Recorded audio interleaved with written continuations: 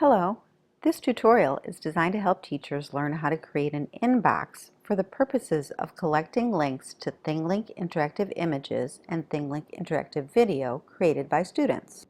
It only takes a couple of minutes to create an inbox from a Google form, and you'll be happy to know that you can continue to use the same form year after year, so you never have to create it again. Even the youngest students can learn how to copy the link from a ThingLink image and paste it into the box in the inbox, which will save you a lot of time.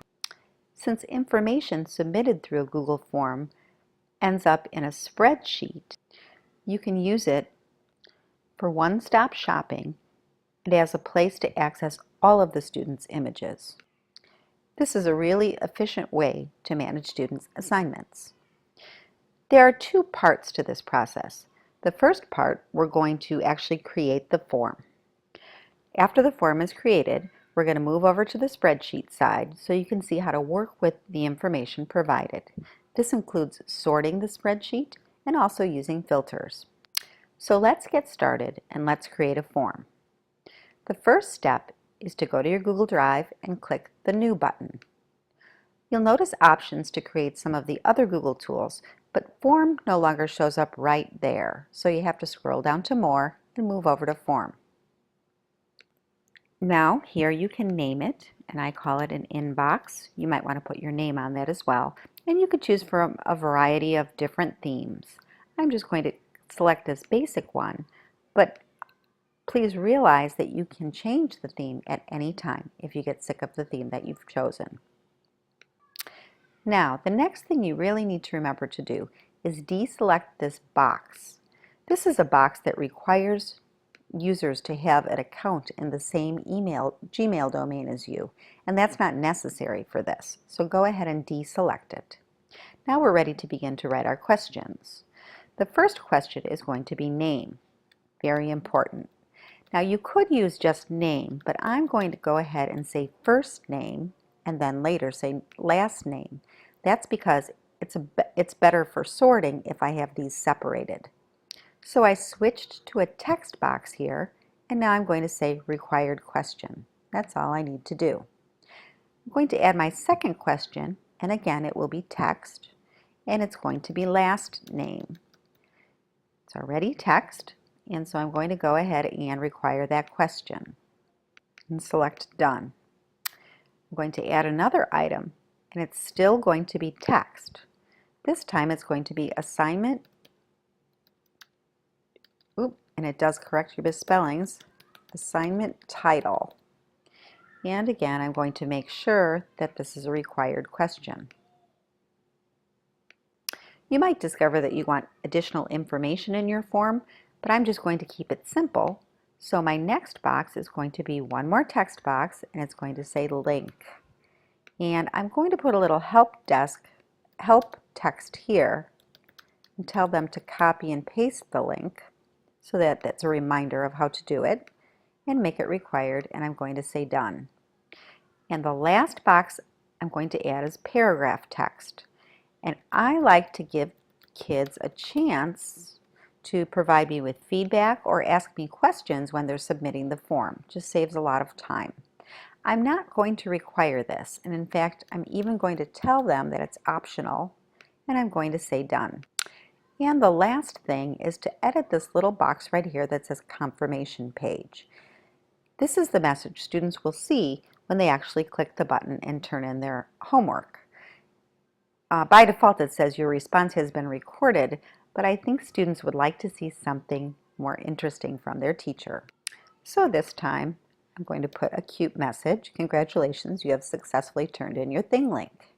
Now I should mention that when I first started using these inboxes, I asked my students what they thought about having to turn in their assignments this way, and they said it feels good to hit submit. So don't worry about adding one more burden to the students' list of homework. Now we're actually done creating the inbox, and as I mentioned, you can use the same inbox year after year. Now it's time to move over to the spreadsheet side, and the way to do that is to click on this View Responses button.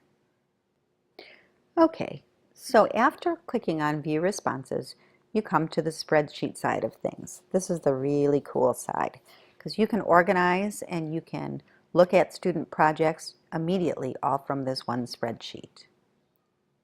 You'll notice that each of the questions that were in the form now end up in a column. These columns are sortable, but it also adds a timestamp so you can see when the students turned in their project, which can be useful for a teacher. So now let's clean up the mess. The first thing we want to do is we want to take the first column with the title headings and we want to select it and add a filter. The filter creates these little triangles in the side of each column heading, and that's what the useful for sorting your data. One thing I also like to do right from the beginning is I like to freeze this top row, and that's so when the list gets longer, the columns can still be visible even if you're at the bottom of the list. So to do that, you select it, and then you go to View, Freeze Rows, and you choose Freeze Row 1.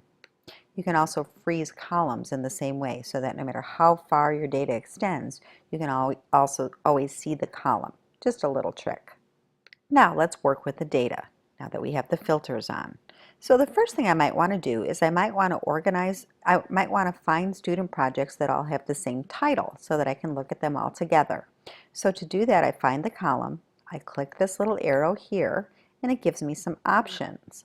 I have everything is automatically selected, but maybe I just want to see the civil rights map assignments, so I can clear them and just select civil rights map. Now when I say OK, that's the only thing that shows up. Here's the really nice part. Watch what happens when I click the link. There's the assignment. I can grade it right there, and when I'm done, I can move back. Here you'll see that this student turned in his project twice. When I want to see them all again, I just click the arrow and I say Select All, and it'll show me all the assignments again. Now another way to sort this is by student last name. Maybe I want to view a collection of all of the students' work. So I go ahead and I click this, I clear, and I choose Ringo Starr, and now I can see all of Ringo's work. This is really good for progress monitoring and for many purposes. Select the sorted column, select all, and I get everything back. Another thing I can do is I can sort by comments. It allows me to show blanks. So what I can do here is I can deselect the blanks so that the only thing I see are the visible comments. Sometimes you have to work with your scroll bar to move it back to the top if you think you lost your data. And finally, taking this one step further, every spreadsheet is capable of having many different tabs at the bottom of pages. So what I can do is I can sort and create collections beyond the form. What I mean by that is let me go ahead and show everything, select all, and let's say I just want to keep a collection of the Struggle for Justice assignments. So I'm going to go ahead and clear everything, choose Struggle for Justice, and there they are. Now I can copy and paste all of this information and create a new tab and pop this information into that tab. So I'm going to copy and I'm going to cut, and now I'm going to move down to the bottom and add a new page, and I'm going to call that Struggle for Justice by renaming it. I'll just do Struggle for now, and I can just paste right here, and all that information will be on this one spreadsheet. I can create additional tabs for collections of individual student work or for whatever purpose you think would help. When I return to the Form Responses sheet, I have to remember to unsort them by selecting them all, and you still have a collection of everything.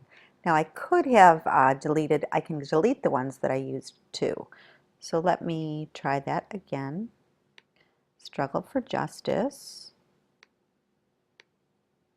Now I want to delete these because they're already on the other page. And when I go back to my assignment, my spreadsheet gets cleaned up a little bit. So That's how to create an inbox and work with the data for efficient grading and progress monitoring. If you have questions, feel free to email me at susan@thinglink.com.